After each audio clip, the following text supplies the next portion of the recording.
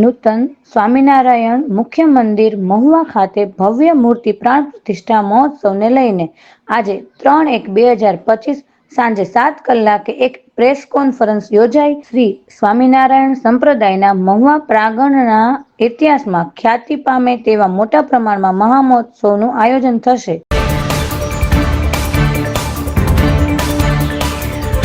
સ્વામિનારાયણ ભલા ભક્તો, સૌરાષ્ટ્રની મહાન ભૂમિ અને કાશ્મીર કહી શકાય એવા મહુવાને આંગણે અતિ અદ્ભુત હિન્દુ સંસ્કૃતિના સંસ્કારરૂપ શ્રી સ્વામિનારાયણ મંદિર નિર્માણ થયું છે અને જેના પ્રતિષ્ઠા મહોત્સવના ઉપક્રમે આ ભવ્ય અને દિવ્ય મહોત્સવ ઉજવાઈ રહ્યો છે.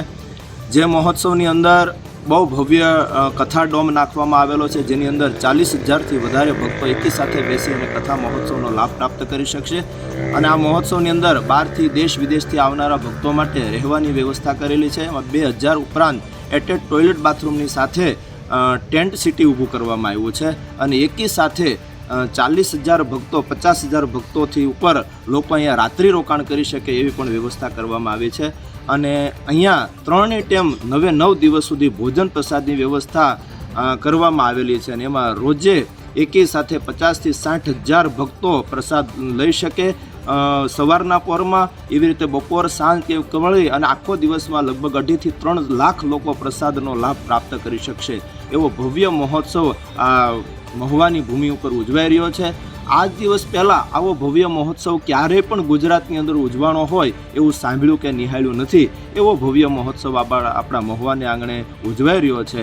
માટે જે ભક્તોને આ સમાચાર પ્રાપ્ત થાય એ બધા ભક્તો આ મહોત્સવનો લાભ લેવા માટે પધારજો. આ મહોત્સવની અંદર 251 કુંડી મહાયજ્ઞનું આયોજન પણ કરવામાં આવેલું છે. એવં પ્રદર્શન વિભાગ, એવં સર્વરોગ નિદાન કેમ્પ, બ્લડ ડોનેશન કેમ્પ, વ્યસન મુક્તિ કેમ્પ આદિ અનેક સામાજિક પ્રવૃત્તિ પણ આ મહોત્સવના માધ્યમ દ્વારા કરવામાં આવશે.